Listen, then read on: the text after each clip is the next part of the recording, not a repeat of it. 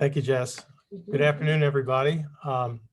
As I just said, I'm Mike Lehman. I'm a member of the Council of SCBM. I'm also a member of the Program Planning Committee, and it gives me great pleasure to kick off our trainee career development webinar series with a fantastic speaker, Dr. Lique Coolen.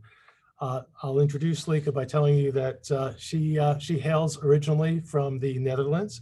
She received her bachelor's and master's in psychology from the University of Utrecht, her PhD in neuroscience from the University of Nijmegen. I know I pronounced that correctly there, I'm hopeful. She then came to the US and did a postdoc first at Yale and then at the University of Maryland, Baltimore. She's had faculty positions as a tenured full professor at the University of Cincinnati, College of Medicine at the University of Western Ontario, at University of Michigan, University of Mississippi Medical Center, and now she's at Kent State University in Ohio. Lique is a distinguished scientist. She's one of the world's top 2% most cited scientists, according to a ranking by researchers at Stanford, together with the publishing house Elsevier. And she's contributed seminal findings in several areas of neuroscience, including spinal cord reflexes and injury, reward and addiction pathways, and the brain basis of sexual behavior. She's had consistent ongoing extramural research support from the NIH, from the Department of Defense, DOD, Nielsen Foundation, other agencies. She has over 130 publications and over 200 abstracts. And I think importantly for this presentation, she's trained 60 undergraduates, 25 graduate students, and 12 postdocs. Lique has also held leadership roles at a number of major universities, medical schools in the US and in Canada. She's currently, in addition to being a professor, she's Associate Dean for Research Development, Graduate and Postdoctoral Affairs in the College of Arts and Sciences at Kent State University. She oversees more than 65 graduate programs in 19 departments and schools, current enrollment of over 1,200 graduate students. She's also very active nationally in graduate and postdoctoral training and career development, serving on committees at the Society for Neuroscience, the AAMC, and other scientific societies. She is also a member currently of the Society for Neuroscience Professional Development Committee and is a co-I on a grant from NDS, from NIH, to the Society for Neuroscience on the foundations of rigorous neuroscience research. And she's been creating modules, learning modules for that rigor in neuroscience research specifically. She's given many invited presentations on career development topics. To read just a few of them to you: how to succeed in science, biomedical training and career options for scientists and physician scientists, careers beyond the bench, mentor-mentee relations, starting and running a research lab, and how to balance life and career. So she's covered all of the terrain in career development. And she's here to basically give us an overview to start out. And again, I'd like to encourage you to try to make this as interactive as possible, to be sure to put your questions in either chat box or the Q&A box, and we'll make sure that we leave time at the end for that discussion. So thank you very much, Lique, for joining us. I'll hand it over to you. Thank you so much, Mike. Thank you, Dr. Lehman. And thank you to the SCBM for inviting me to kick off this series. It's an enormous honor. I'm really excited to be here. I'm going to share my screen now and start the presentation. Let's hope this works.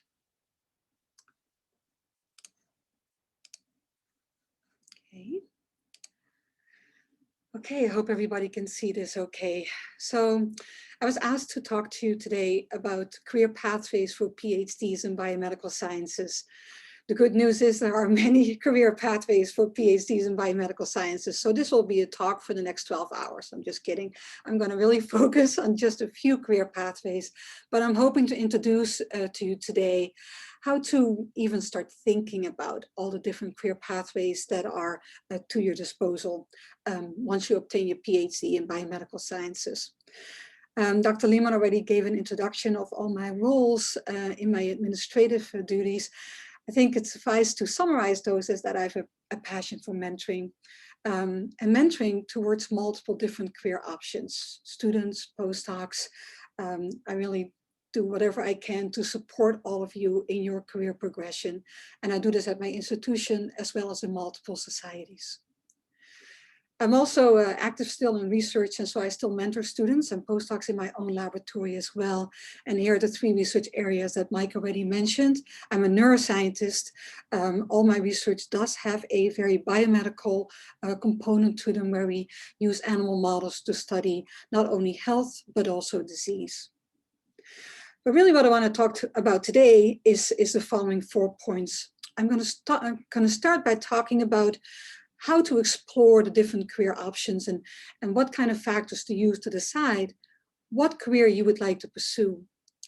Then I will discuss building the skills and the network that you need for career advancement. I'll spend most time talking about the career option for which you need a postdoctoral position, so I will go into some detail on how to identify and secure the right postdoc position for you. And then I'll touch very briefly on planning for future career advancement, even past the postdoc. And I do want to acknowledge that some of the slides and the content that I'm using here today was partially developed by the Professional Development Committee of the Society for Neuroscience. And we provide these types of toolkits that are available. And I did use some of the content for the presentation that I will use and show you today. Okay. So many different career options available for a PhD in the biomedical sciences. And so it's really important that you think about this. Very often, the first career option that you will consider and think about is the postdoctoral position. But honestly, before you consider applying for a postdoc position, I urge you to explore all career options and choose the ones that best fit your interest, your goals, and your values. And the time to start thinking about your career advancement and which career options you should pursue is at any time during your PhD training. I often say even before you enter your PhD training, but definitely at all times during your PhD. So even as a first-year PhD student, it is not too early to start thinking about what you will be doing, the career you will be entering after your PhD. So how do you even go about exploring those options? Well, there are many tools that are at your disposal. You can meet with experts of different careers, and we call those informational interviews. And you can meet those experts from seminars at your institutions, or when you travel to conferences or attend virtual conferences in the many different societies, including SCBM. You can also talk to career counselors at your university. And there are, of course, many websites at your disposal as well that provide career resources, for example, from the AAAS here, and even some resources for job simulators. And I listed a link here for one of such examples. But one tool that is really important to use is what we refer to as an individual development plan. This development plan is an assessment for you to assess your skills and how they match with the careers that you are interested in pursuing. One of such tools for an individual development plan is shown here, which is called the My IDP, which was developed by Science Careers and FASEP and multiple other sponsoring agencies, which is a very commonly used tool for PhDs and postdocs in the biomedical sciences. And I put the link here in this presentation. So what does an individual development plan do? It's kind of like a circular self-evaluation and implementation of a plan to improve your skills. It starts with a self-assessment of your skills, your interests, and your values. That then leads to a career exploration, setting of goals, which means making a concrete plan of how you will improve your skills, build your network, and prepare for the career path that you think you are most interested in. You then implement your plan, self-assess your skills, etc., etc. And so you can see that this individual development plan, therefore, is necessary for you to self-evaluate and assess throughout your training. So when do you work on an IDP? At all times. Not just at the time that you start thinking about, I'm about to finish my PhD, what should I do next? No, this is really something that is important for you to work on throughout your career, throughout your training. And this is important because there are so many careers available to you with a PhD in biomedical sciences. And so let's take a bit of a look here at some data for what PhDs in the biomedical sciences are, what employments they are choosing. And this first slide is based on data from the United States. It has been known for quite a while, here's some older data, but this is still completely valid, that only about 17 to 18% of biomedical PhDs, scientists and engineers, enter research and development in academia. And research and development overall is a career of choice of about 40 to 41% of all PhDs in science and engineering. That includes not only academia, but also private sector, as well as a small portion in government. This is true also in other parts of the world. So here are some data from Europe.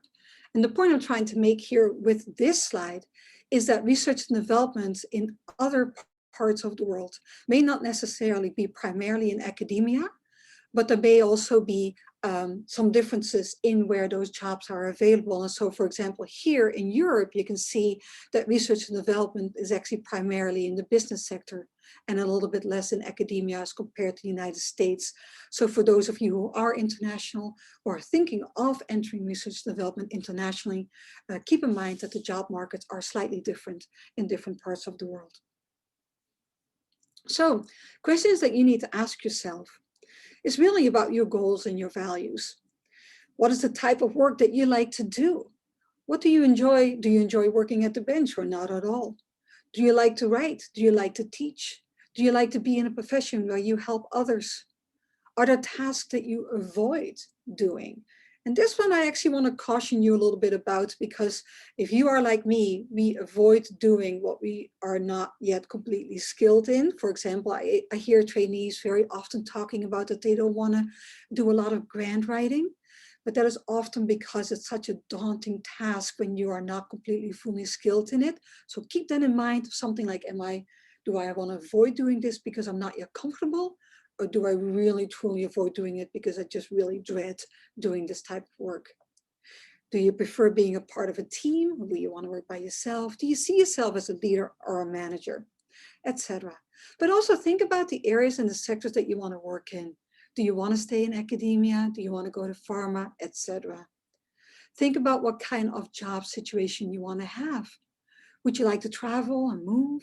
Do you want a stable job? How are you at handling stress or competitive pressure? So those are really all important questions to ask yourself. And these are questions that you will be asked in an individual development plan.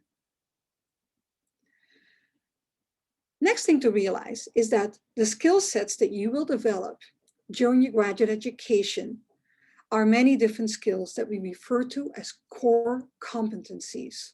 For example, for all of you, you will be acquire conceptual knowledge in your field, as well as skill development for research. So your research skill development. So those are the techniques that you are learning in your PhD studies.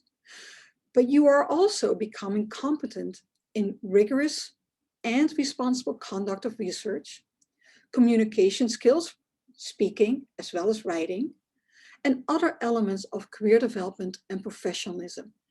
And this is important for you to keep in mind. So not only are you getting skilled in the specific set of experiments that you are conducting, but you are developing these core competencies that are transferable to many different career options. And so it's important as part of your individual development plan to therefore assess your skills in these multiple domains. What are your conceptual and research skills at the moment? And what do you need to do to improve those? What are your communication skills and your interpersonal leadership skills? And what can you do to improve those, for example? So which of these skills do you still need to develop to reach what you have determined to be your future career goals? So I really always think of training during your PhD as the time to acquire competencies, or again, what we refer to as transferable skills. It goes way beyond you being able to complete your experiments and meet the requirements of your PhD thesis. Because as I said, these skills are transferable.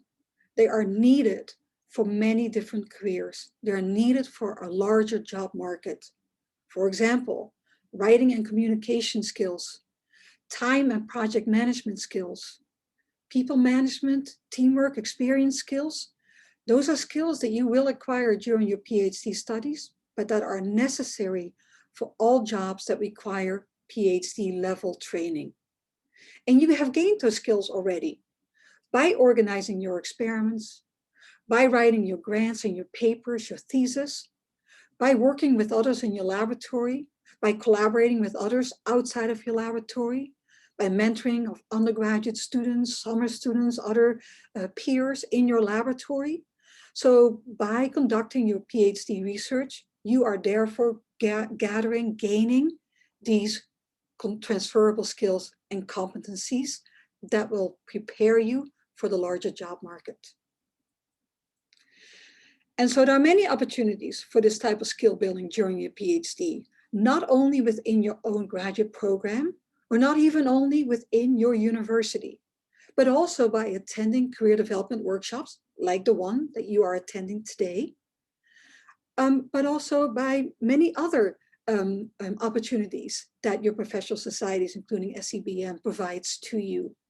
So make sure that you join, as you already have, your professional societies and engage in activities organized by your societies.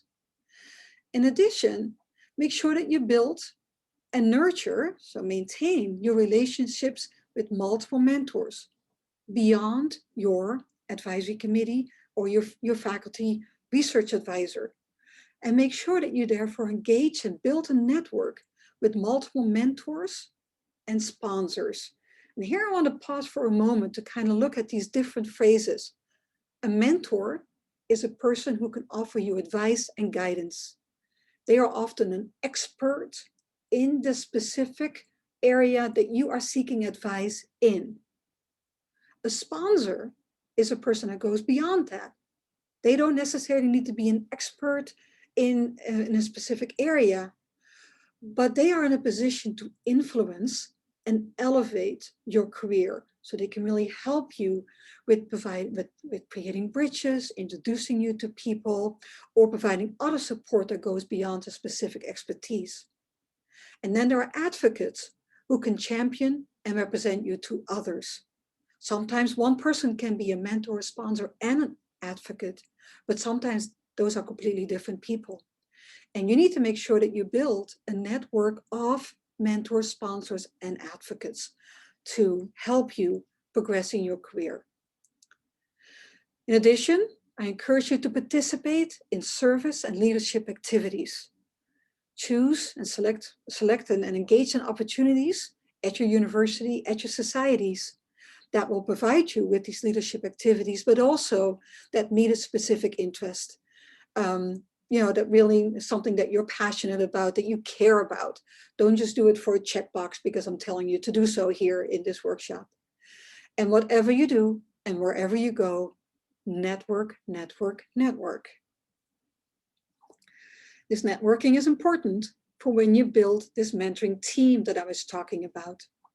So committees with multiple mentors has become the norm of PhD training. And again, I'm not just talking about your advisory committee here. I'm really talking about you going beyond your advisory committee to build a network of mentors. And as I mentioned, each of these mentors can have a specific role. And this can be either inside of academia or outside of academia, depending on the careers that you would like to pursue. And these mentors can have very specific expertise. They can have the scientific expertise that you want to talk about, or they can have an expertise in industry because you're interested in a career in industry, teaching because you want to have a career that has a large teaching component, but also mentors who can talk to you about how to balance the career with a family or with life, how to apply for jobs, you name it. Any advice that you would be looking for, sponsorship or advocacy, you want to find a mentor who can help you with that. Don't just email or talk to somebody completely unprepared. Make sure that you are prepared when you talk to your mentors, and make sure that you're prepared before you meet with your mentors with ideas and topics that you would like to discuss.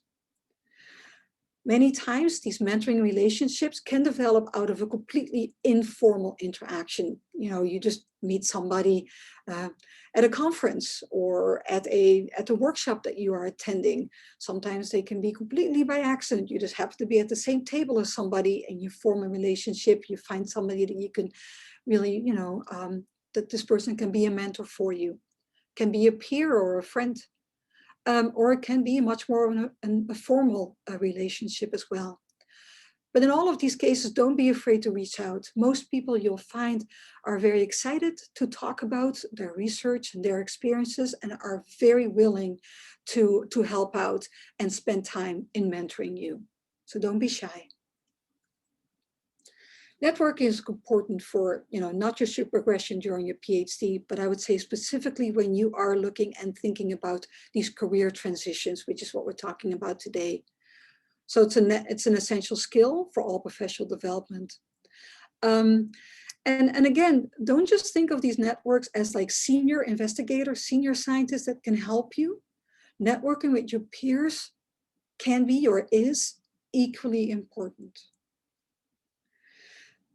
Sometimes it's not really clear how a mentor can help you with progressing in your career, but it's also important for you to think about your career training and your career goals and just discuss that with your mentors. So conversations, they can help you look and review your CVs, your manuscript, your research proposals, etc. Sometimes they lead to new collaborations, to new training opportunities, or new career opportunities.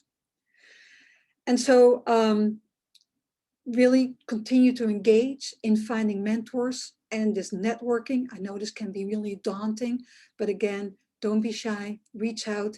You'll find that people will be very interested in helping you out and spend the time and effort in a meeting with you. In all of this you know, effort to network, I think the most important thing is just be yourself. Just be yourself. Be comfortable when you talk to people. You can start, therefore, with people that you already know. You don't have to feel that you have to go and walk up to a complete stranger every single time. But when you do, make sure that you have your elevator pitch ready, like a 2-3 non-technical sentence that you can introduce yourself, your interest, your background, your goals. And do be strategic in your mentoring relationships, in your networking, so that you really do have a person in mind, even if it's a person that you're, you know, meeting by accident. If you're approaching this person to become a part of your mentoring network, make sure that you are strategic about this and identify how they can help you, what they can do for you. And of course, also, whether there's something you can do for them. Be honest and direct and follow up. None of these relationships about meeting a person once and then connect with them via LinkedIn. That doesn't really work. You need to really put an effort in maintaining that relationship.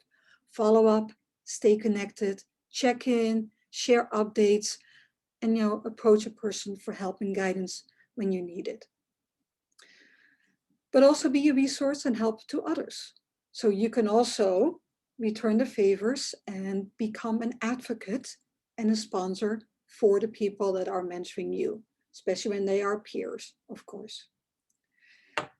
Okay, so next I want to talk about shifting from, now that you've thought about what you want to do, you've thought about your goals and your skills, you've built your network that are going to move you towards your career goals. I want to talk the next part of this talk about what do you need to do with postdoc training and when to start thinking about whether you do need to engage in a postdoctoral position. And the slide that I put up here kind of puts the PhD training in the middle, and I tried to identify here the multiple different career options for PhD in biomedical sciences to make the point that there are many different career options, one. And second point is that for many of those career options, you do not need to engage in further postdoctoral training. So really typically only if you choose a career in the research and development, so to become an independent investigator in academia or in government, or a research and development position in pharma or biotech, those are the positions that may still require further postdoctoral training. And I say may for industry, definitely for academia. However, many of the other career options, whether it's in communication, like science writing, journalism, in education, administration, or teaching positions, whether it's policy or advocacy, for example, or positions in business, those do not require further postdoctoral training. So I want you to keep that in mind, because this is not something to think about, again, in that last couple months prior to your PhD. Or what do I do next? I'll just go and do a postdoc. That may be a total waste of your time if you want to enter a career option that does not require postdoctoral training. So postdoctoral training is most typically required when you want to enter a career in research and development. And why is that? That is because the main goal of a postdoctoral position is to acquire additional transferable skills towards your next career goal, which is typically an independent investigator position, academia, or a research position in industry. And those additional transferable skills typically include additional technical skills, further conceptual knowledge, but also further communication skills. So where during your PhD, you may have given poster presentation at conferences. As a postdoc, you really hope to give oral presentations at international conferences and invited seminars, more publications, but also to further work on your leadership and management skills and to further expand your professional network. So this postdoctoral research experience should therefore prepare you for the transition of being a trainee, senior PhD student, to become an independent researcher. And that postdoctoral training time therefore allows you to develop into an independent area of research and expertise. And that independent area is important for when you want to enter a research position in academia, so become a faculty member. That is not at all important if you want to move into industry, where you will not need to develop an independent area of research. So as I mentioned, postdoctoral training is required for some careers in academia, government, and industry pharma, but not in many other careers. And even for a research job in industry, postdoc training is not always required. So please keep that in mind when you think about applying for postdoctoral positions. Okay, so now that we've determined that we do want to enter a postdoc position, where do we start? Where do we find what positions are available? Well, there are two main ways that you can do this. You can either directly contact principal investigators, faculty, researchers, via email or via LinkedIn or ResearchGate or other platforms that they use. Or you can apply to a job advertisement. So the first one is, basically a cold call, like emailing a laboratory that you're interested in joining to see if they have positions available. And or you can apply to job advertisements that are typically posted at many different sites. So society websites or journal websites. And I list some other resources there as well that typically will advertise postdoctoral jobs. So when do you start looking at a postdoc position? I would say in that last year of your PhD. So about a year or 9 months before you plan to defend. It takes a little bit of time to find a postdoc position. Sometimes the lab has to find the funding to fund this position for you. It takes a little bit of time. Sometimes the lab can say, I may have a position, but come back in a couple months. So that is totally okay too. You come back in a couple months, but in the meantime, this is really the time to start looking for this position. So if you make contact with a PI that you want to work with, what do you need to do before you apply? Well, sorry, let me phrase that differently. So what's typically what happens when you contact the PI that you want to work with? If the PI is interested and they have a position open, they will typically invite you to give a seminar. This can be in person, although of course currently in the pandemic and also at other times it may not be feasible. And so the seminar may be via a virtual platform. Sometimes you will meet not only with the PI, but also with the lab members of the PI during that time. So to make contact with the PI, I already mentioned, you can email them directly, but you can also meet PIs at conferences. You can get them to know because if lab members know this PI and they think you may be interested in the laboratory, or you can meet their trainees and they say, hey, you know what, our lab has a postdoc position open. Those are all times to go and contact this faculty member for a position. When you do meet with these PIs during a conference or after, again, have your elevator pitch ready. And this is not just about what you have done, but this is also about what you are interested in your postdoc position, okay? And then keep in contact with them until the interview has been set up. And while you're thinking about their laboratory and the research that you can do in the laboratory, you may also want to start looking into whether there are any grants or fellowships that you can apply for the work that you can do in the laboratory, but that is not a must, and I will come back to that in just a moment. Okay. Before I go and dive more into the interview process, I want to do a sidestep here for just a moment. This is a question I get very often, and that is whether it would be beneficial if you are interested in research outside of academia and industry, whether it's beneficial to do a postdoc position in industry. And there's not an easy answer to that. I've heard the answer basically both ways. One is it's not necessary to do a postdoc in industry if you are interested in pursuing research in industry. But sometimes it can be very beneficial. You can really get to see what research outside of academia is like. So you really get a feel for what pharma and industry, how it works and what research positions are like in that type of environment. And so it can be very beneficial. And it is true that sometimes, if you're there, then you're also much more likely to network with people that are outside of academia. So how do you pursue a postdoc opportunity outside of academia? Well, again, multiple ways. There are multiple postdoctoral programs at some of the pharmaceutical companies, so you can find those on their websites. There are also postdoc positions in government agencies. Again, you can find those on their websites. And there's also some other websites that I've listed here that you can look at for postdoc opportunities on drug discovery that are not outside of academia, but are in academia, but are part of industry outside of academia. And again, just check on career jobs tabs on any of those companies and agencies to search for these types of opportunities. All right. So when you apply for a postdoc position, or any position, I would say, keep this in mind. What are your application materials? Of course, they're going to ask for your curriculum vitae, CV, and or a resume.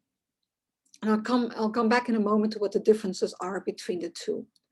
But the CV and the resume are really the opportunity for you to effectively advertise your experience, your skills, your expertise, and how those meet the needs for a particular position.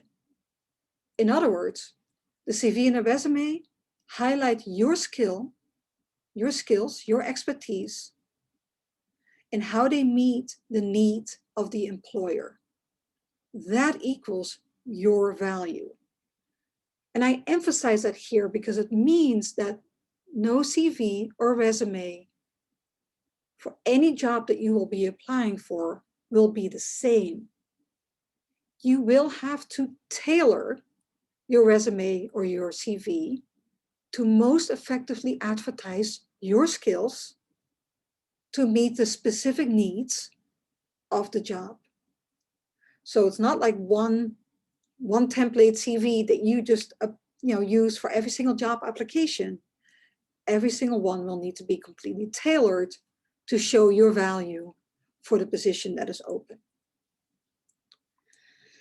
So real quick about the differences between the CV and the resume, because what I just said is true for both, but there are big differences between the two. And I'll start with length because that's typically where people start. A resume is short. It is 1, sometimes 2 pages, while a CV, a curriculum vitae, does not have a page limit.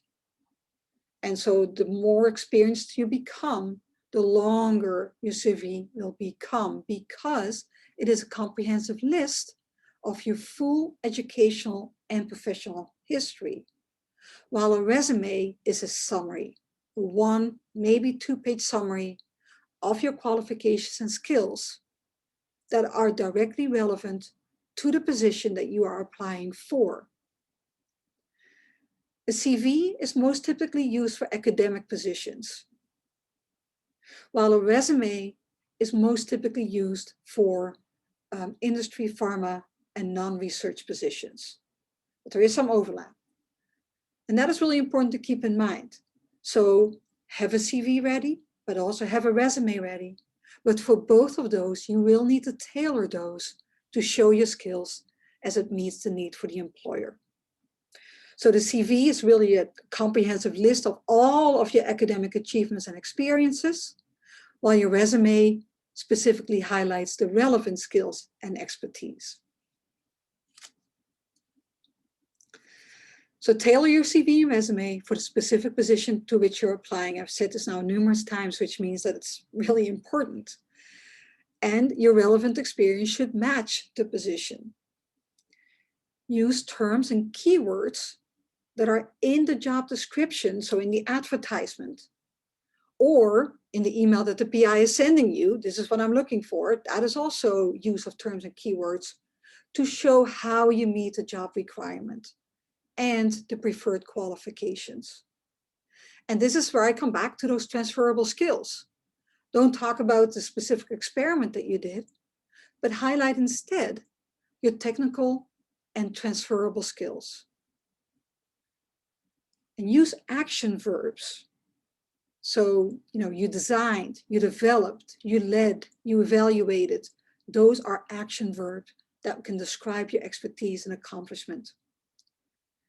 Also pay attention to the formatting of these documents. Nobody wants to read a, not well put together, illegible, big paragraphs of text. So really, use a format that best highlights your skills and your accomplishments. Perhaps use bold for some key information. Use bullet points rather than paragraphs. And especially in a resume, there are many different, very attractive graphical layouts that you can use to really make your resume attractive and to really highlight where your different skills and expertise can be listed. Okay, so once that resume, and actually I should really make one statement here about the resume specifically. Think about, when you're applying for a position, for some of these positions, there will be hundreds of applications. Sometimes for some jobs, it's not a person who is reading all of those resumes. In fact, they will be sorted by software packages. What they are looking for is keywords and terms. So really be very, very targeted and how you tailor your resume for those jobs. And this is something else where I really feel that you need to have mentors who can help you with the tailoring of your CV and specifically your resume for some of these career positions. All right, so once your resume, your CV has been accepted and you get an interview, now what? As I mentioned, sometimes that can be really quick and really fast. You meet the PI at a conference and say, oh yeah, contact me, we'll set up an interview, and this can happen really quickly. Sometimes when it's a very structured job application, it may take a little bit longer. But in any of these cases, and here I'm specifically talking about postdoc interviews in the research academia arena, because honestly, I'm not as familiar with the interview process in industry. So what I'm saying next is more geared towards academia. But typically, you will have an initial interview with the PI. So a follow-up via phone or some kind of video chat format to talk a little bit further before they say, okay, let's do a more formal interview. And this next interview, either in person or again via virtual platforms, well, to give a research talk to the laboratory and sometimes other people in the departments, meetings with all the lab members, and that's really important also for you, as well as meetings with other faculty or collaborators with similar interest. And in these interviews, of course, they are testing you and your skills, but you are also testing the lab, the PI. You're interviewing them almost as much as they are interviewing you. And so I also encourage you to therefore meet with the lab members to really get a sense for the mentoring structure and the environment in the lab, as well as meeting with postdoctoral office representatives or other units in the university where you think you will be able to get support for your postdoctoral training. So if an in-person visit is not possible, definitely ask if you can have these Zoom meetings with lab members, with collaborators, to get as much information about the lab environment as you can. But do prepare for any type of interview. So whether it is very informal, it is only the first time you talk to the PI, it's just a short 20-minute talk, or it is that longer, more structured interview, make sure that you are prepared. The first thing that you absolutely need to know about is the research that goes on in that laboratory. And you may be thinking, duh, but I cannot tell you how many times I have interviewed people that were not even familiar with the primary papers from the laboratory. So make sure that you read the papers from the lab from the last few years. Really look for papers in which the faculty member that you are interviewing with is the senior or first author on those papers. Those are the primary papers from that laboratory. But also be familiar with the collaborative work that goes on in the laboratory. And I encourage you to even look up conference abstracts from the past year, because, as you know, there's always quite some lag time between the time that we get our papers published. The abstract will tell you the work that is in progress. Be prepared to answer questions about your own research and how it fits with the research in the lab that you are applying for a position for. And be prepared to ask questions about the research in the lab and other related projects. And before your interview, research the university. Review the university websites for additional training, professional development opportunities, so you are informed when you talk to the PI. But also look at the human resources websites, so you don't have to ask questions about vacation time. You should already be able to look that up on the benefits website. And also, if you meet with other faculty that are collaborating with the laboratory that you're applying to, know their work as well. Know their recent papers, be comfortable with discussing their work, and have questions prepared for those faculty as well. When you apply for a postdoc position, you will have to negotiate. Negotiation is going to be a big part of any career option that you are entering after your PhD. And this first slide, I'm going to talk about money, because that's, of course, the first thing that we always think about when we think of negotiation. But you will have to negotiate your salary.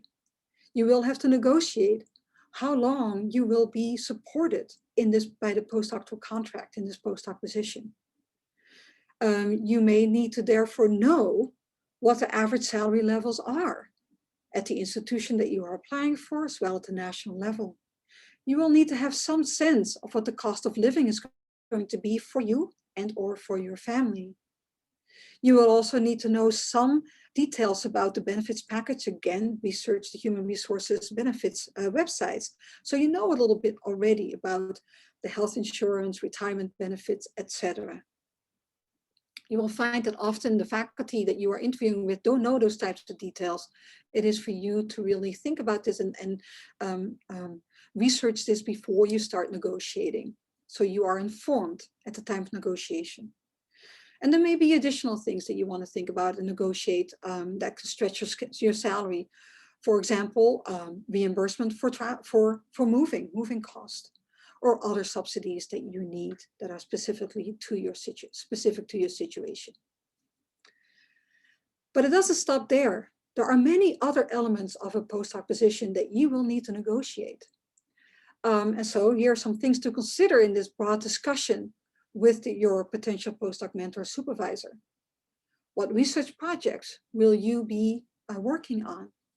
And what are the chances for publications that are associated with those projects? What other training and potentially even teaching opportunities will you have? Will you receive support for grant applications? Is there a plan to transition to independence? Remember, that's what the postdoc position is supposed to be for. And if you are not yet sure whether you want to go in academia and you are thinking still about career options outside of academia, are there options for career development for such positions outside of academia? And so these are important things to discuss and negotiate prior to you entering the mentoring relationship in this laboratory, but also during your postdoc training. And there are some documents that can help you with that conversation. And I put one up here, documents developed by the AAMC, which is one of those guidelines to have this conversation between postdocs and mentors. Some tips about how to negotiate effectively. There's a lot of text on here, but there's really, be open and be honest, be direct.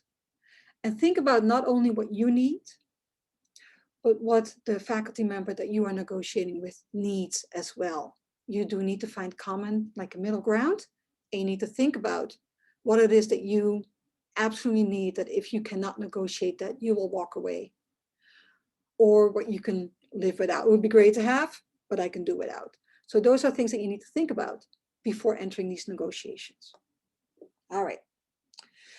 So the final part of my presentation here is to actually think not only about the postdocs, but then moving forward.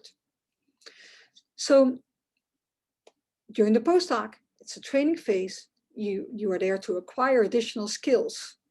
And so what are some of the accomplishments that you want to have during your postdoc that will make you competitive for the next step, the academic job market or industry? But here again, I'm focusing mostly on the academic job market.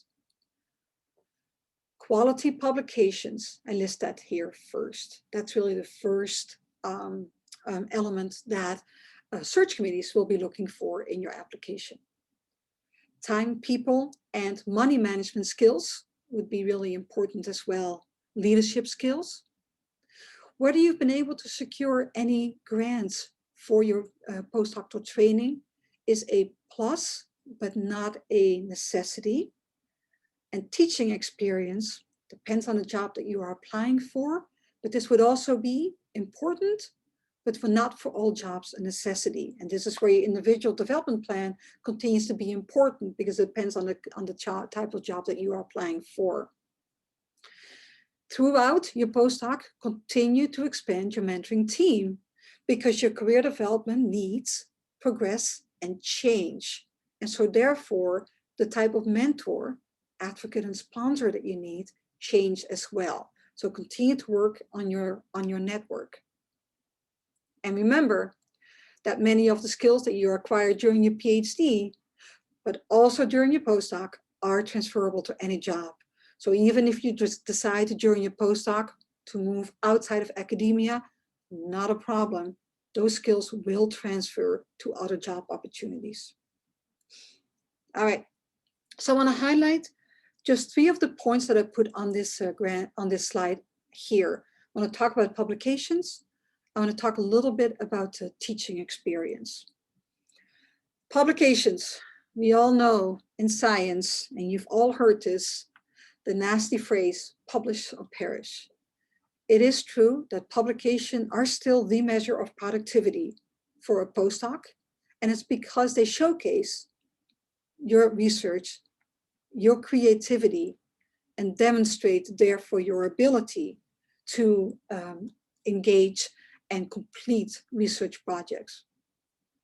First, authorships are essential, even though it's really important to be collaborative and have authorships that are somewhere along the line. First authorships really show that those were your projects that you led. But a lot of postdocs think that it's only the high-profile publications that will count. And so therefore, think about balancing those risky with some safer projects, because even though high-profile, the high-impact journals, those publications may be preferred still in some high-profile universities, they are absolutely not sufficient for you to get a position. So the one Nature paper that you may get out of your postdoc is not going to land you a job. Most search committees will be looking at a comprehensive set of publications. And so this is important for you to keep in mind. Talk to your research advisor about this, talk about what is expected of you, and really try to avoid a long gap in publishing, even if it leads to one high-profile paper at the end. So find this balance about striving for the best while keeping an eye on productivity, and just be pragmatic. Funding. Why is it important to try to obtain funding for your postdoctoral research? It's actually, even though my title says it's all about the money, it is actually not just only about the money, but it's a demonstration for you to show that your research ideas are, deemed competitive, they were peer-reviewed, and it shows your ability to conduct fundable research in your independent research programs. So having a funded proposal is a huge plus for your CV. This can be any type of fellowship funding, or it can be a combination of fellowship funding which funds your salary, as well as funding for the research itself. And so an example for this type of combination funding would be a K99 R00 NIH grant, which is really considered to be a huge plus for your ability to transition from a postdoc to a faculty position. So even as a PhD student, start familiarizing yourself with grant structures and foundations and grants.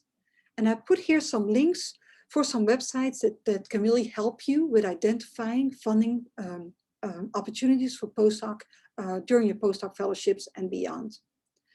And I list here Pivot. If your university will probably have an account with Pivot. If so, contact your research office, set up an account, and this is a really great search engine for funding opportunities. I want to touch on teaching here real quick as well. Should you care about teaching? Yes, I think you do, especially if you want to move into a faculty position where teaching is going to be important. I think it's important for you to continue to work on your teaching skills as well. All right, that was a lot. So much to do, so little time. So it's important for you to really balance your research with the writing, get whatever time management skills you can find and have and develop and prioritize. So a lot to work on, but just keep in mind that all of your research skills are also transferable skills. Think about the career options that you want to pursue and make sure that it fits your goals and your values, and set yourself milestones and SMART goals, and you got this. So with that, hope you feel prepared and ready for all these different career options after your PhD. I hope you have some time for question and answers, but you can contact me at any time. You email me or connect with me via LinkedIn. And thank you. Thank you, Lique. That was fantastic. Can we give some virtual applause here? I'm not sure if we have that here, but I'll give some real applause. And I'm not sure if we have any questions yet, but let me start out the questioning though. I'll take the prerogative here, Lique. Dr. Lehman, would you like me to stop sharing my screen? Would that be easier for you, or do you want me to keep this? I think you can keep it up there, because that way people have your email address and Sure. can contact you that way. No, my question is how in the postdoctoral interview process or any job interview process, how do you deal with spousal and family issues? When do you bring that up? Do you bring that up when you interview, afterwards? How would you recommend dealing with that? Oh, that's always such a difficult question to answer. It's typically recommended to not bring that up in the very, very first contact. However, it's such an important question to have answered. So I would definitely not bring it up in the last stage as well, right? So it's a really important question, Dr. Lehman, Mike. I would say in those initial conversations, not so much. But I think once you're in that final interview, that interview when you're meeting with everybody and you're meeting with the PI at that time, typically for the second or third time, bring it up at that point. And there are many different scenarios. It could be that your significant other, your partner, is just looking for a job in a completely unrelated position. So you really want to know what else is available in the general area. But it can also be that your partner is in science and is looking for a job at the same university or another university.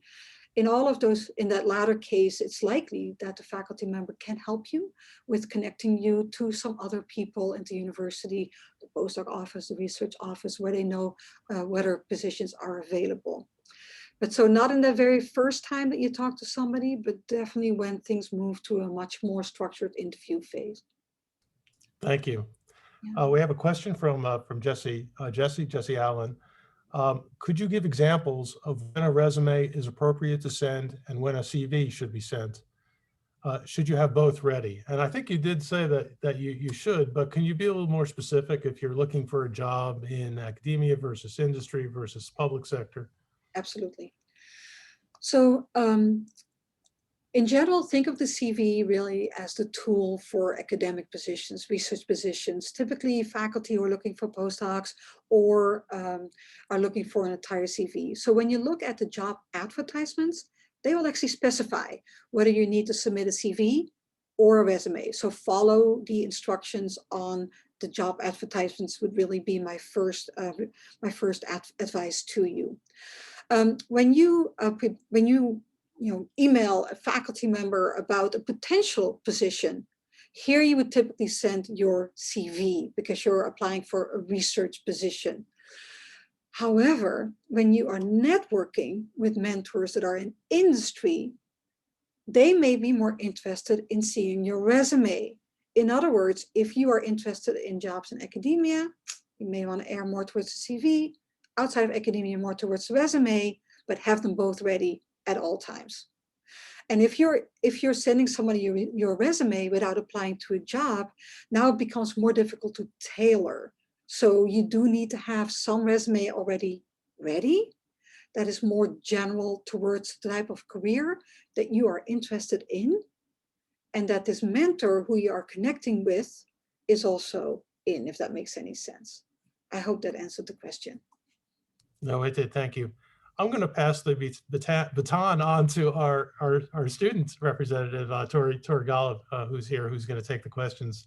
And I think we have some more in the queue. Go ahead, Tori. Yeah, we have another question. How prevalent is the possibility of spending time in an industrial laboratory as a graduate student or even as a postdoctoral fellow? There are definitely positions and opportunities available. And I do encourage you, especially if you are interested in research positions in industry, to engage in those types of internships while doing your PhD. Make sure that you have that conversation with your research mentor and that it fits with your thesis. You don't want to, delay your progression in your PhD studies because of doing such internships. But many pharma do have internships positions available, and you can find those on the websites. During the postdoc, if you are not doing a postdoc in industry, which is still something, as I mentioned, I think would be a great opportunity for you to pursue if you're potentially interested in research and industry. There are internships still available, but they won't be so much on the industry side, but more in the many other different career tracks in industry. So there's absolutely possibilities for those. Again, I direct you to the different pharma websites to find those internships, and I do encourage you to pursue those. Sometimes they are like a summer or 3 months long, And some universities have internship programs that also make those types of opportunities available to you. Great, thank you. We have another question based off of postdocs, and this one is talking about salary negotiation. So based on your personal or anecdotal experience, what are the chances of success when negotiating postdoc salaries? Doesn't the NIH kind of have a fixed-based rate system for those postdoc positions, or is it possible to still negotiate salaries down the line? Many laboratories in the biomedical sciences, especially if it's a laboratory that has NIH funding, will indeed use the NIH postdoc salaries as a guideline for salaries. But that is not a mandatory salary guideline at many universities. And so there is still a lot of room for negotiations. Typically, I would wait to get the salary level offered. So don't start by, typically you don't have to start by saying what you want to make, or you can ask the other postdocs in the lab what they are making. There are ways around that, of course. So if it's an NIH salary, there is still some room for negotiations there. For example, it's the lab is in an expensive city. It's really important for you to live very close to the laboratory, but your housing costs will be high. You could explain why it is important to the laboratory for you to live close by, and therefore need some extra funding to be able to live close to the lab. So not only can you show how this is important to you, but also how that can meet the needs of the laboratory, for example. So it's possible. If the salaries are below the NIH, you can try and negotiate up to that level. Sometimes a faculty member will make it more contingent on you bringing in your own fellowship funding. And we haven't even touched on that aspect yet. So that's another negotiation to have. How long will your salary be guaranteed? Do you have to apply for your own funding? What if you cannot obtain that funding? That is all part of the negotiation as well. And then at the beginning of your talk, you talked a lot about the different types of career pathways that don't require postdoc positions to get into. Did you have any resources that are out there to identify large scale resources, I guess, to identify job positions or openings in those kinds of fields, for example, policy or communication? I should have explained this better, but in the resource that I put in a link for the My IDP, the Individual Development Plan resource, actually has some general resources as well to start exploring some of these different career options, with links to specific societies for those careers or other platforms. And there you would then also get directed to job openings in those different careers. This is such a vast field that I cannot give you one or two answers, but that is a good starting point. And then also I should add that this is where your mentor team can be really helpful as well. You're connecting with your mentors on LinkedIn. You can link to specific groups on LinkedIn, and they can also direct you to specific resources to find the career openings in those careers. And also importantly, whether you need any other specific transferable skills, but skills that are specifically important for those career options, that is important as well. Back to you, Tori. Thanks. I have another question.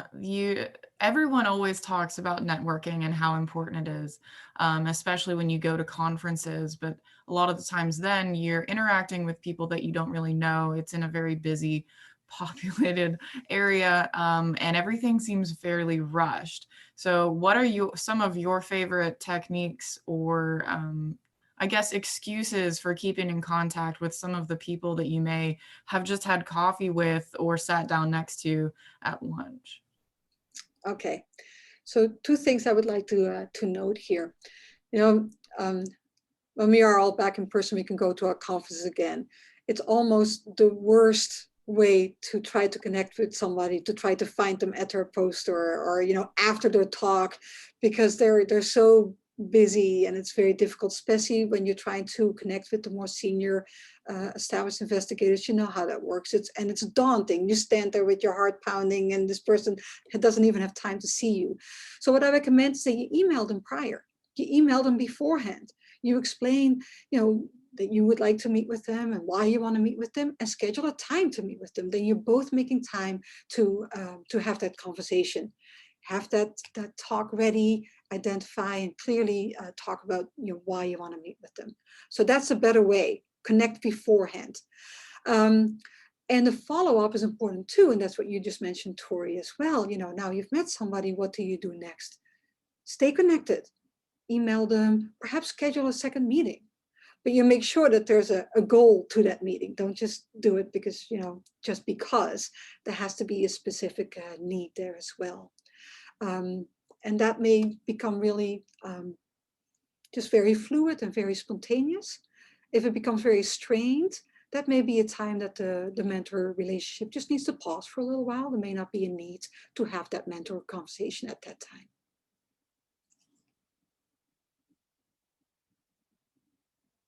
Okay. Wonderful. Oh, sorry, go ahead, Tori. No, go. Oh, okay. I figured it might be coming back my way, and I just wanted to make sure that everyone knows if you have any follow-up questions. I don't see any more in the chat or the Q&A section, but certainly Dr. Coolen is welcome, has offered her email address and is open to answering any follow-up questions. We'll also post our event recording online at scbm.org for anyone who's interested in viewing it again or forwarding it to any colleagues that might be interested. And I do want to thank Dr. Coolen so much for coming on today and taking the time to present all this information for the SCBM members, Dr. Lehman for his work today, and also Tori for moderating. And again, if anyone has any questions, feel free to contact the Society or Dr. Coolen directly. And we'll also be posting her materials with links included, so you can view that and gather information that way that you might need on your journey moving forward. So thank you guys all again for attending, and we hope you enjoyed today's event. We will certainly be following up with a series of scheduled trainee specific events in the future. So just check your inboxes and social media for more information on that. Great. Take care, everyone. Thank you, everyone. Thank you.